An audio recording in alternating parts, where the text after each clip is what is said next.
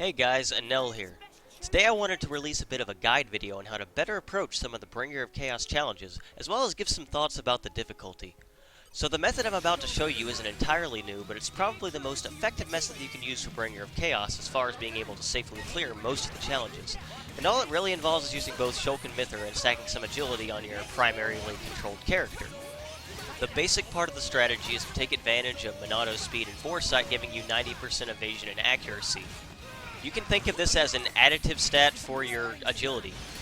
Just like how damage additives increase the effectiveness of your damage and strength and ether stats, this basically increases your agility stat by like 90%, you could think of it as. So essentially I'm controlling Mythra here, and what I have are two katana blades with 24% agility mods, and I have pentagon chips equipped on them to give me plus 50 agility each. In addition, I also have an amethyst chip on Pyra to give me an additional 50 agility. And I have one accessory, I can't remember what it's called, but it's some kind of boots that give me 37% agility, putting my agility all the way up at 842 on Rex. So with this amount of agility and evasion, there's not too many enemies on Bringer of Chaos, or any difficulty really, that can even hit you. You have to have an extremely high dexterity value in order to even hit, and even then it's not very reliable. Even the highest dexterity enemies on Bringer of Chaos will have trouble hitting you consistently. So that includes Ken and Gogol, but against these enemies you still need to be more careful than you normally would, so you probably want to run some additional defense just to make those fights safer. But overall, this strategy should work for the most part against every challenge. It works against all the lower level mobs, and works against most of the unique monsters. Like Orion and Remington, they might hit me like once or twice this entire time. Unless I just walk into Orion's fire range when he uses True Hazy Moon, which I think I do a couple times. I do have Anchor Shot still equipped for a little bit of safety, even though I'm not toppling anything, just because I'm not running a metal, because I wanted to show the power of just pure evasion here. And the one weakness of this is probably the person controlling Shulk. If they get targeted and die, then you do lose a little bit of evasion buff, and you might end up being in a little bit of trouble, but usually you can revive them pretty quickly and it's not a big deal. And as per usual, against specifically Orion, you want to run a Null Reflect on your blades just because it can be pretty irritating without it. I also spam Sword Bash a lot because it doesn't lower my aggro, so Shulk will be less likely to be targeted. And it's also faster, so I can get my level 3 specials and level 2 specials up faster. And even better, if you have like a third-party member like Fiora, you can just spam Sword Bash infinitely and then level 2 mobs in other challenges and level 3 bosses. Doesn't work quite as well here because I only have 2 party members. But your third party member can really be whoever you want. Like Tor if you want to like driver combo the enemy while you're hitting them some. Fiora if you want to increase crit to like basically 100% on Mythra and Fiora. Dagas if you want to boost Shulk and Mythra's damage to a pretty high level.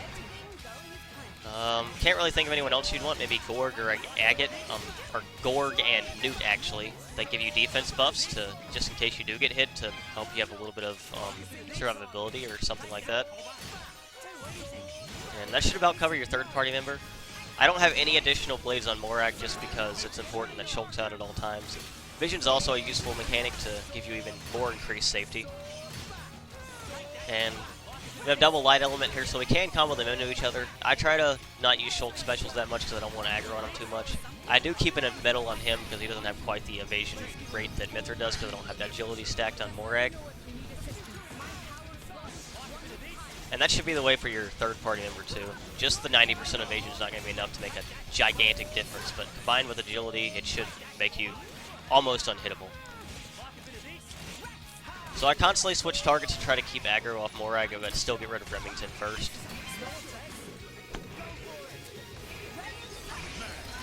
So, as far as the basic fight strategy, it's just going to play out mostly the same way. Spamming arch, using specials when possible, and dodging most everything. Reviving Morag if I need to.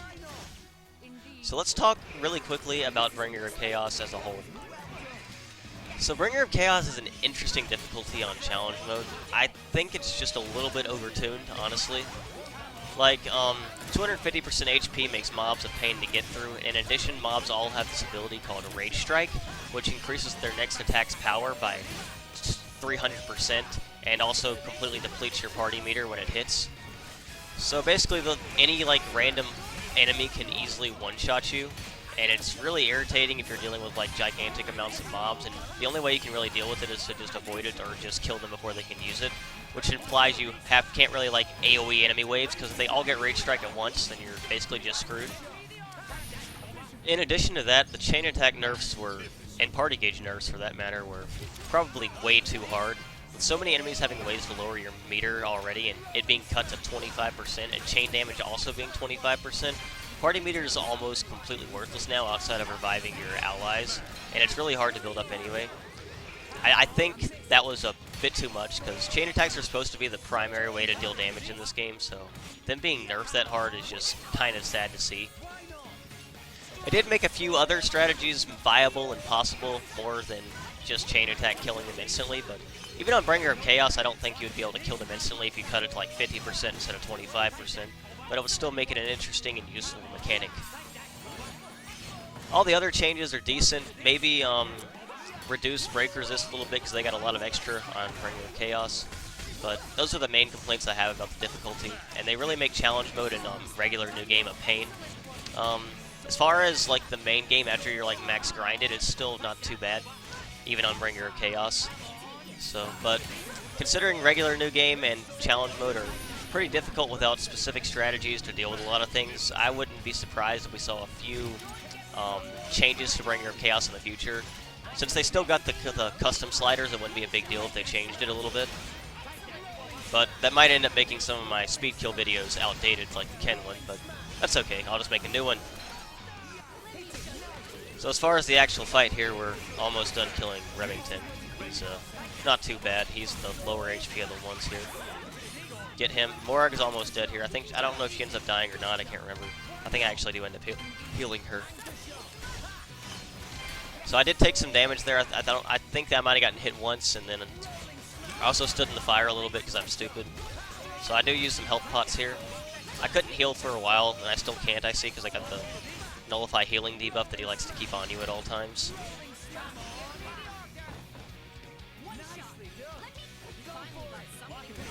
So, overall, this strategy works against basically every mission that's less than 4 stars, and a few of the 4-star missions as well.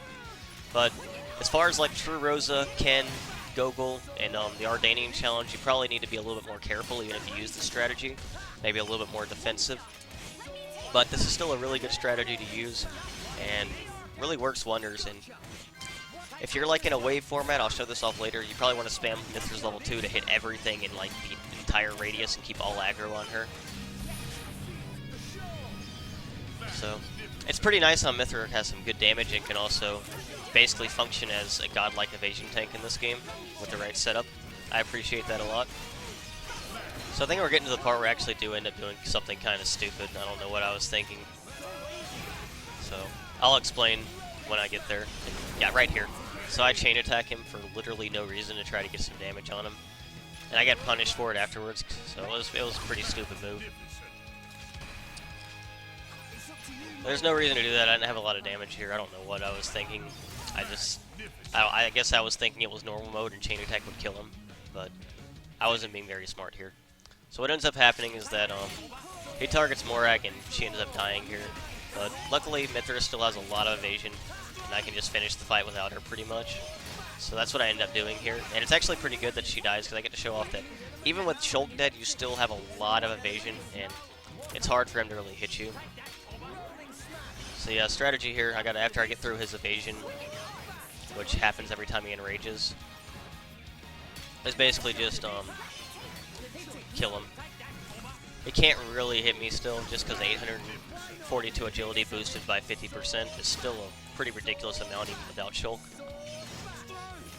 And like I said, even the big super bosses like Ken and Gogo, they're not going to be hitting you a ton, but they can hit you just enough to where you got to be a little bit safe. And if you don't have aggro on Mithra, then your other party members can be in big danger from these enemies. So that's the one issue there. Might be worth not using Rolling Smash at all, just so you can keep aggro on you, honestly. Even as weird as that sounds, because it's the most damaging move. So I think I just level 3 here and end it after these Rolling Smash spams. And that ends the fight here, and pretty clearly shows off how powerful this combo is, using just the 2 of them. I thought this was a good challenge to show it off. So I think I show the equipment after this and then do one more small thing showing off how powerful it is in the Waves 2 and the Gogol mission. So I'm running a lot of damage up on Mithra because I don't really care a lot about like being defensive or having healing because I don't really need it. If you dodge everything, you never need to heal and you don't need any defense. So yeah, on Rex I got Crimson Headband, Abyss Mask just to increase my damage quite a bit, and then I got the boots to increase agility. I have crit heal on Morag. I actually had Doom Resistance still equipped. I didn't even realize that. That was kind of scrubby. Double Deserts on Morag. I have a book. I always use a book with Mithra because you don't really need like 0.8 art recharge with Mithra. And the book increases special damage and it's pretty noticeable because it's a multiplicative effect. Hunter's Chemistry on the commons. Reflected Null on everyone. So now I just equip a Fiora for this quick last minute demonstration here. After I open these nice treasure chests and get abilities I might not even use. So in this mission, this is a good mission to show off the wave formats because there's a bunch of like powerful waves in this fight, as you probably saw from my video yesterday, that can be really irritating, especially when they all get Rage Strike. But that's not really an issue with this strategy because you can't be hit even by Rage Strike. So I kind of showed off this video in the normal mode, this strategy in the normal mode mission, but this is probably a better version for this one because you at least have some decent damage to clear things faster. If you want to be even safer, you can run Mikhail like I did in that video, but his damage is kind of weak and it'll be really hard to keep aggro on him. So that's kind of why I like using Mithra instead here and just not worrying about the extra 45% evasion. Because if your allies die, then you lose the buffs anyway, so that's why Mikhail is probably not very preferred here. So every time I get level 2, I just like to spam it to keep all aggro on Rex, or as much as I can on Rex anyway. With 90% party-wide evasion, your allies still have some decent evasion against these mob enemies, so you're still in a pretty good spot, even if they take some aggro. But Mithra herself should pretty much never get hit by any of these enemies, like, ever. So there's one more wave that'll come, and I think I quit pretty soon here because there was no reason to really show it off any further. So, as far as the actual strategy, as you can see, no matter how many people are targeting me, they can't really hit me at all. It's a really good strategy to use, really helps out for pretty much all these challenge mode missions, except for maybe ones where you're forced to use like Tora and Jin, and those are not really, well, the Tora ones are fun, but the Jin one is very not fun on Bringer of Chaos, so I don't recommend ever doing it, so yeah. As far as myself, I'll probably try to tackle some more of the Bringer of Chaos missions in the future. I haven't really played a ton outside of the specific missions, 2 missions I really wanted to do, but I'll probably try to speed kill some of them if I can. We'll see how that ends up going. But that should about cover it, so thank you guys for watching, and make sure to subscribe, like, comment, all that good stuff, and have a wonderful, wonderful day.